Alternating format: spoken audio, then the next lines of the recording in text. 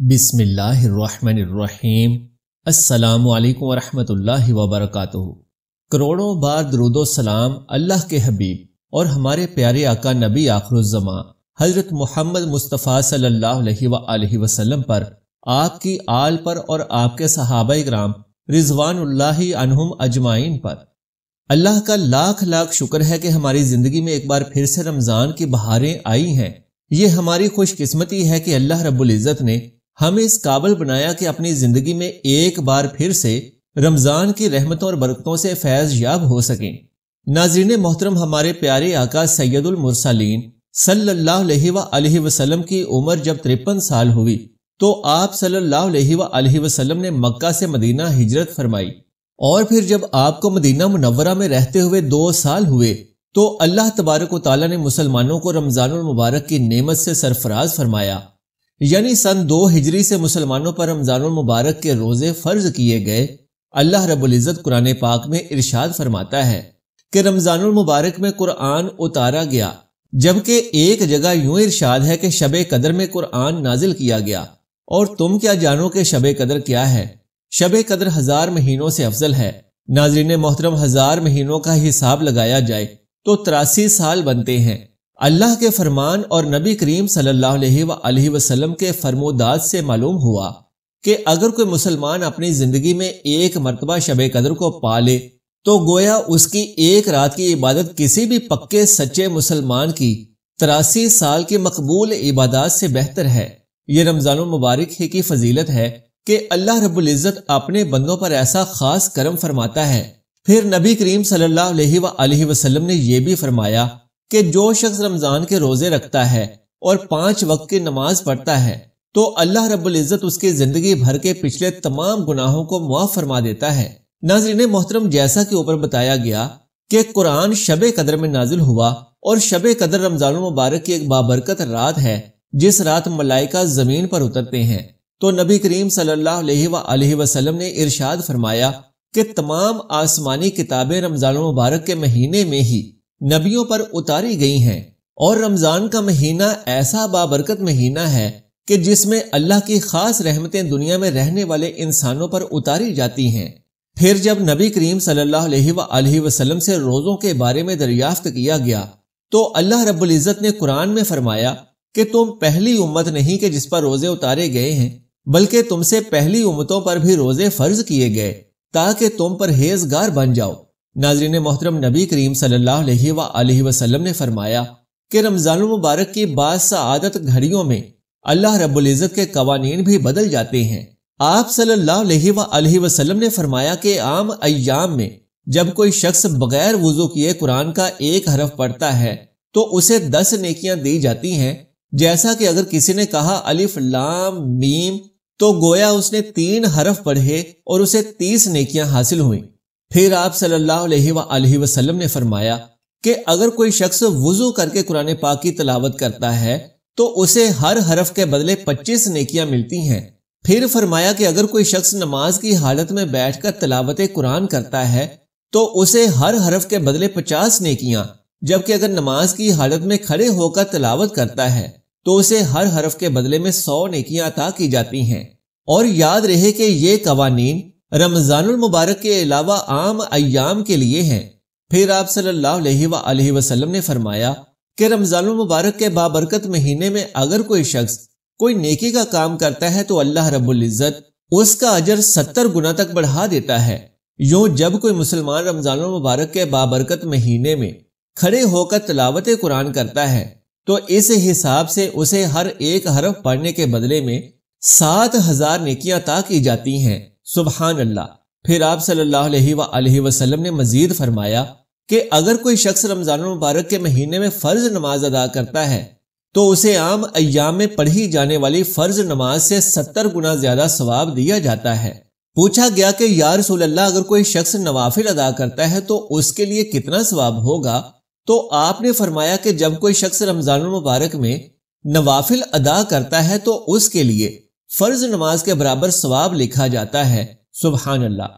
ناظرین محترم، یہی وجہ ہے کہ جب رمضان المبارک کے آخری ایام ہوتے تو نبی کریم صلی اللہ علیہ وآلہ وسلم یوں اعلان فرماتے کہ اے مسلمانوں ابھی بھی وقت ہے، اللہ رب العزت کے خزانے لٹائے جا رہے ہیں، جلدی کر لو اور اپنے دامن نیکیوں سے بھر لو۔ آئیے اب آپ کو ایک نہایت ہی مزے کی اور دلچسپ بات بتاتے ہیں۔ ناظرین کرام، ہم سب یہ بات بخوبی جانتے ہیں کہ رمضان المبارک میں تراویح نماز کا اہتمام مساجد کے اندر کیا جاتا ہے اور تراویح میں قرآن پاک پڑھ کر سنایا جاتا ہے۔ آپ ذرا سوچ کر اس بات کا جواب دیجئے کہ کیا قرآن پاک پڑھنے والے کو زیادہ اجر ملتا ہے یا سننے والے کو؟ یقیناً آپ کا جواب ہوگا کہ پڑھنے والے کو زیادہ اجر ملتا ہے، لیکن علماء کرام فرماتے ہیں کہ تراویح کی نماز میں پڑھنے والے کی نسبت سننے والے کو زیادہ ثواب ملتا ہے، اور وہ اس لیے کہ پڑھنے والا تو سنت پر عمل کر رہا ہے اور قرآن پڑھ کر سنا رہا ہے، جبکہ سننے والا فرض ادا کر رہا ہے، جیسا کہ نبی کریم صلی اللہ علیہ وآلہ وسلم کا فرمان عالی شان ہے کہ جب قرآن کی تلاوت کی جائے تو اس کا سننا فرض ہے۔ لہٰذا علماء کرام کے نزدیک تراویح کی نماز میں قرآن پاک سننے والوں کو اس لیے زیادہ ثواب عطا کیا جاتا ہے کیونکہ وہ فرض کی ادائیگی کر رہے ہیں، اور فرض کی ادائیگی کا ثواب نفل سے کئی گنا زیادہ ہے۔ ناظرین محترم، اب دوبارہ سے اس بات کا اندازہ لگاتے ہیں کہ جب قاری صاحب تراویح میں باوضو کھڑے ہو کر نماز کی حالت میں قرآن پاک کی تلاوت کرتے ہیں تو نبی کریم صلی اللہ علیہ وآلہ وسلم کے فرمان کے مطابق رمضان المبارک میں انہیں ہر ایک حرف کی تلاوت کے بدلے 7000 نیکیاں عطا کی جا رہی ہیں۔ تو اندازہ کریں کہ جو سامعین تراویح کی نماز میں کھڑے ہو کر قرآن پاک کی تلاوت کو پورے غور اور توجہ سے سن رہے ہیں، انہیں ہر ایک حرف کے بدلے کس قدر نیکیاں عطا فرمائی جا رہی ہوں گی۔ اللہ اکبر کبیرہ۔ ناظرین محترم، یاد رکھیں کہ رمضان المبارک ایک مسلمان کی زندگی میں اللہ رب العزت کا ایک بہت ہی بڑا انعام اور تحفہ ہے، لیکن اس سے فیض یاب صرف وہی لوگ ہوتے ہیں جو رمضان کی باسعادت گھڑیوں کو نبی کریم صلی اللہ علیہ وآلہ وسلم کے بتائے گئے طریقے کے مطابق گزارتے ہیں۔ یوں سمجھ لیں کہ اس بابرکت مہینے میں اللہ رب العزت کی جانب سے رحمتوں اور نیکیوں کی برسات اپنے عروج پر رہتی ہے، تو کیوں نہ اس بات کا عہد کر لیں کہ رمضان المبارک کے مہینے میں اپنی مصروف زندگی میں سے ایک مہینہ اللہ کے حضور عبادات کو دے دیا جائے۔ ناظرین محترم، آئیے اب جانتے ہیں کہ وہ کون سے 5 کام ہیں کہ جنہیں رمضان المبارک کے مہینے میں کبھی نہیں کرنا چاہیے۔ سب سے پہلی بات کہ رمضان المبارک میں اپنی نظروں کو بچا کر رکھیں۔ سب سے بڑی بری چیز نظر ہے۔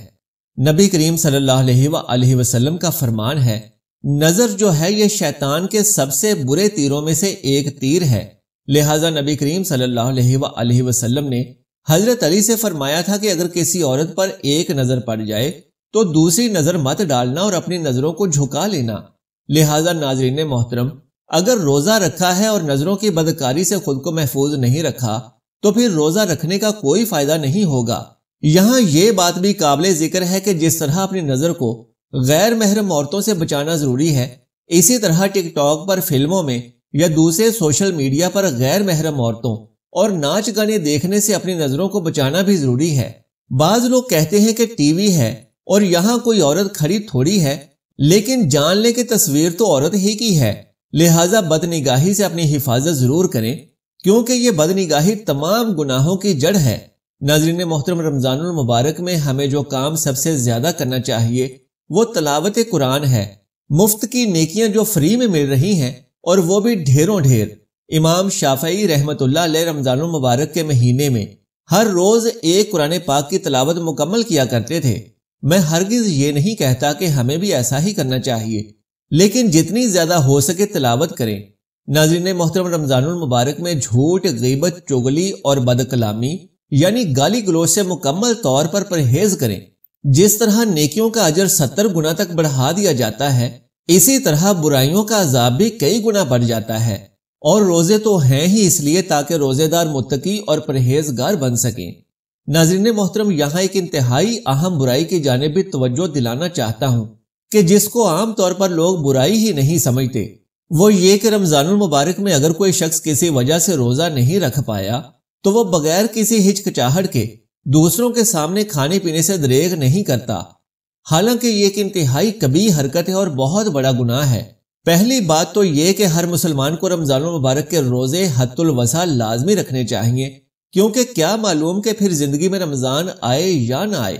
لیکن اگر کسی شرعی عذر کے سبب روزہ نہیں رکھا تو ہرگز دوسروں کے سامنے کچھ مت کھائیں اور پئیں، کیونکہ بے روزہ دار کا یہ عمل رمضان المبارک کے بابرکت مہینے کے تقدس کو پامال کرنے کے مترادف ہے، اور فقہائے کرام اس عمل پر اس قدر سخت رویہ اختیار کرتے ہیں کہ وہ حکومت وقت سے ہمیشہ یہ مطالبہ کرتے ہیں کہ رمضان المبارک میں سرعام کھانے اور پینے والے شخص کو سزا ملنی چاہیے اور کھانے اور پینے والے ہوٹل روزے کے دوران بند رہنے چاہیے۔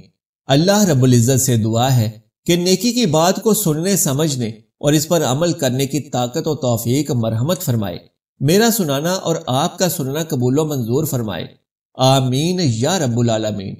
درخواست ہے کہ میری آج کی اس معلوماتی ویڈیو کو اپنے تمام مسلمان بھائیوں کے ساتھ ضرور شیئر کریں، اور اگر ابھی تک میرے اسلامی و اصلاحی چینل کو سبسکرائب نہیں کیا تو ابھی سبسکرائب کر لیں۔ جزاک اللہ خیرا کثیرا۔ اللہ ہم سب کا حامی و ناصر ہو۔